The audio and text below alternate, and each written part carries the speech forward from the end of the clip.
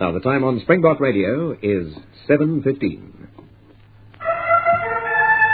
No Place to Hide, featuring Mark Saxon and Sergei in Operation Oblivion.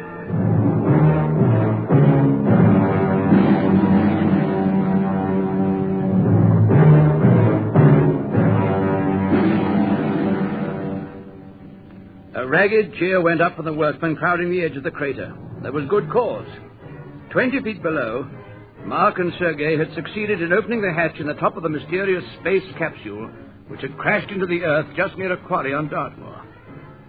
The prison authorities had notified space security of its presence on the moor, saying that it must have arrived sometime within the last 6 weeks, the date of their last visit to the quarry. Initially, it had been thought that the crater, some 15 feet across and 20 feet deep, was empty. Loose soil covered the floor of it. However, Sergei had climbed down to investigate, and after burrowing in the loose soil for a further depth of more than 2 feet, he had discovered the alien presence. Now, some 20 hours later, the capsule was revealed for what it was. It was approximately 15 feet long and 9 feet in diameter. It gleamed silver in the noonday sun. The only seam in the unidentifiable metal skin of the casing was at the originally unearthed top end. Mark and Sergei had tried everything they knew to open it, only succeeding finally by applying their concerted weight to both sides of the scored section and exerting pressure simultaneously.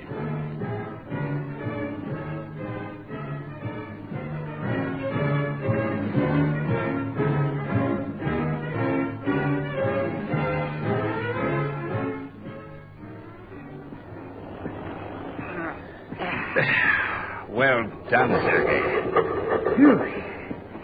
The people or creatures who occupy this thing must be very strong if they have to exert this much strength every time they want to open the door.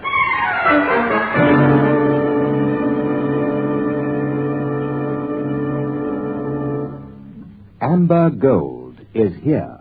Another exciting new addition to Harmony Color Shampoo's choice of shades. And it's for you if your hair's in the dark blonde to light brown range. Let Harmony Amber Gold go to your head. Put a soft red golden glow on dark blonde hair, a delicate muted amber sheen on light brown and in-between shades. Try it. Harmony Amber Gold. Welcome your family home with a warm, hearty flavor of good, rich Royco soups. Royco soups, made with the good things you would choose, come in so many delicious, easy-to-serve varieties. Royco soups.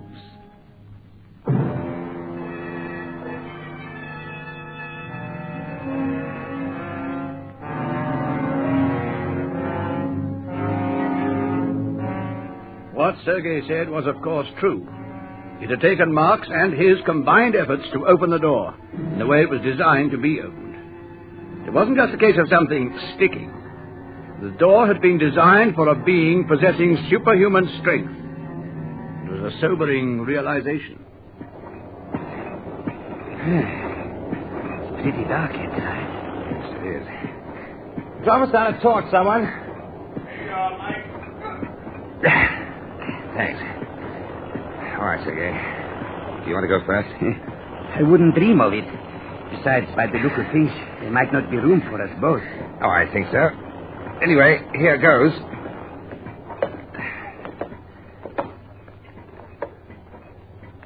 There is room, Sergei. Just. Right. Then here I come.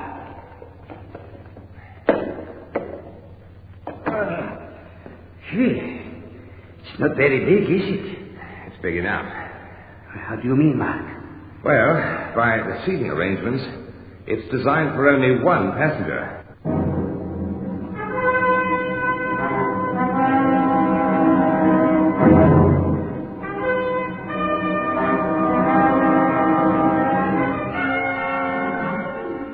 The layout of the space capsule was as different from anything Mark had ever seen as it possibly could be.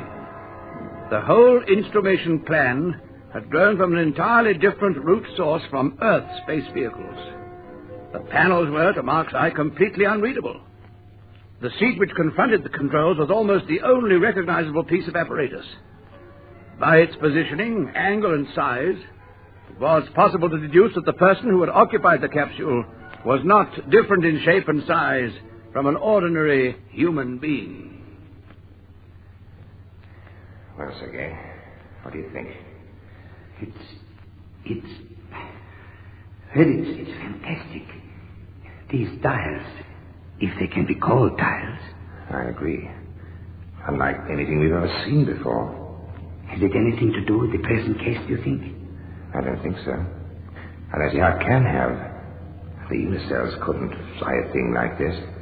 That's if it wasn't fired like a rocket. Do you think that it could have been? I don't know. Normally, a construction such as this would collapse if fired. Yes, but we don't know the strength of this strange metal. It might quite easily stand up to it for all we know. It's true. You know, it seems a coincidence, this ship arriving at more or less the same time as the unicells, if it hasn't anything to do with them. Yes, it does, but work it out for yourself. The unicells take over human beings as carriers. They need bodies to function for them. Well, this ship was flown by a body, if not actually human, at least with approximately the same dimensions. Yes, I suppose so. What's this? What's what? This sort of oblong box here.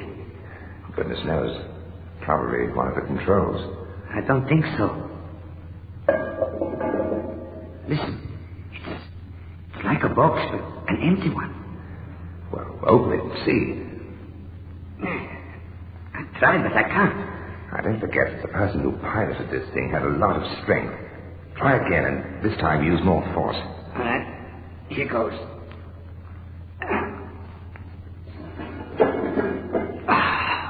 Look. What is it, Sergei? Come and look for yourself. And see just what a lucky escape we've had.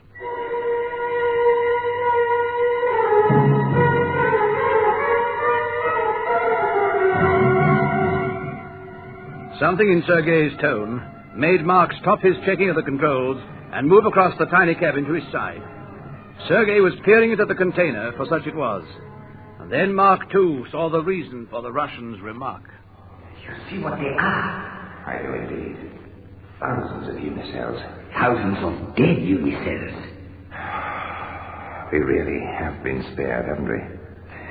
I wonder how they died. I'd be prepared to hazard a guess. How? Lack of moisture. You could be right. The water, or whatever liquid they existed on, ran out during their long flight through space.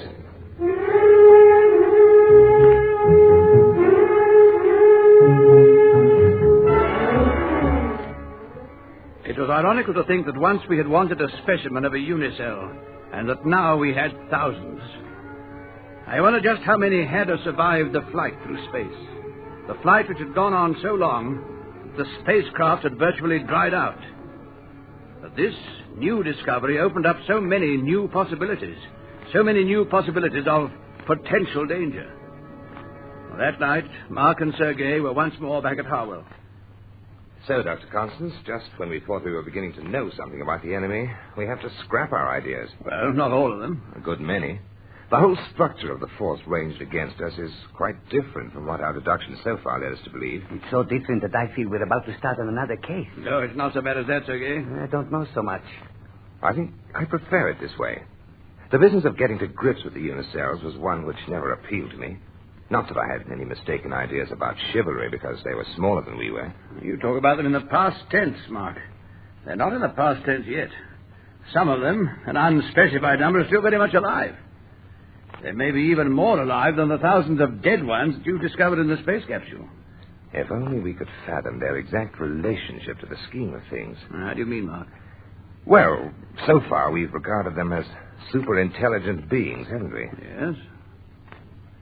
Hasn't been proved, though, has it? I'm not sure. Well, you can't leave us there, Mark. Explain. Well, supposing they're not the intelligent organisms we thought them. What?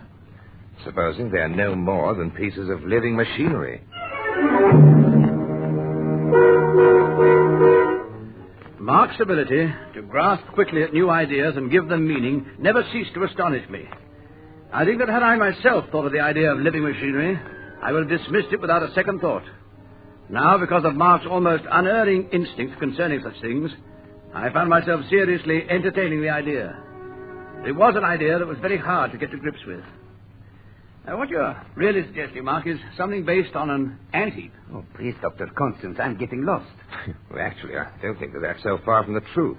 The idea of a central figure surrounded by thousands of workers, controlled possibly by impulses. Yes? Well, we still don't know quite how ants work, but we do know that they're not intelligent organisms. Yet, en masse, they achieve marvels in their endeavors. Disturb them, they become aimless. Once remove the queen from the scheme of things, and the home itself is destroyed. It ceases to exist, and so do a great number of the worker ants. Now, I think there is a parallel here, especially when you consider how big the queen can become. Well, I don't know very much about ants, but what you're saying is, in fact, that the unicells, whether in host bodies or not, are controlled by a central brain. That's about the size of it, yes. How? Well, that we have to find out. By electrical waves, maybe, by telepathy. Wait a minute. What is it, Mark? You know, quite suddenly, a lot of things are starting into place. Quite suddenly, I'm beginning to see the reason for things which, up to now, have baffled me. I'll do more than baffle you if you don't explain to me. I'm getting more and more confused. Wait a minute, let me think. Yes, that could be it. Yes, I think I know, Mark. That headache, or whatever it was that I had the other day, I couldn't understand it. I said it was like an accidental meeting. I think that's exactly what it was. I met the force controlling the unicell.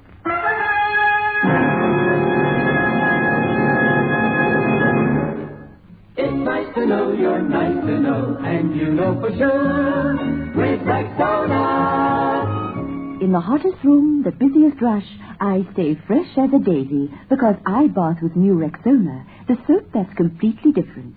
Only Rexona has triodine to keep you sure of all-over personal freshness long after your bath. Freshness is a girl's best friend, and it's yours with Rexona, the soap that keeps you nice to know. Sergei just stared at Mark. I didn't. Oddly enough, his suggestion didn't surprise me. It was at this point that I knew with certainty that we had made a genuine start in getting to grips with the real problems of Operation Oblivion. The problems, yes, but we still had to find the motives. And how are we going to locate this central figure? Well, I don't know, except that as you yourself, Sergei, have called him central, he probably is just that. The triangle. What? The triangle which links up the points of attack so far. No, I think it's too much to hope for, Dr. Constance. It wouldn't be easy, but I suppose it would be a good deal easier than we dare expect.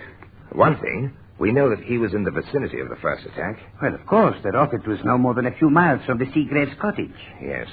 The capsule lands, the central body gets out, taking with him the still-living unicells. But why travel all those miles to attack? Why not attack there and then? But that's the whole point.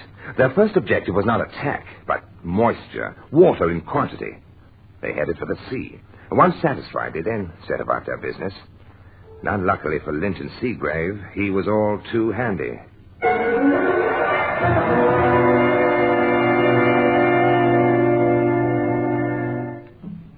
Welcome your family home with a warm, hearty flavor of good, rich Royco soups. Royco soups, made with the good things you would choose, come in so many delicious, easy-to-serve varieties. Royco soups. I knew Mark was right. At that moment, I would have staked my life on the accuracy of his deductions. Pieces of the jigsaw were falling into place. A pattern was beginning to emerge. But even at that stage, I could see that it was not a complete pattern.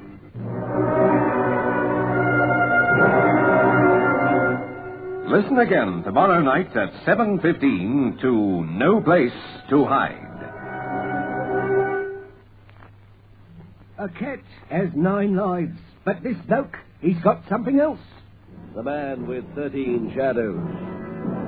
We want the name of the program in which you'll find him. There's a prize of 200 rand and a chance of winning a Ford Corsair. Get your postcards off to Brighter Broadcasting Competition number 21, Box 4014, Johannesburg, to reach us before June the 9th. And the winner will be announced in Springbok Spotlight on the 12th. Drive the car that looks after tomorrow.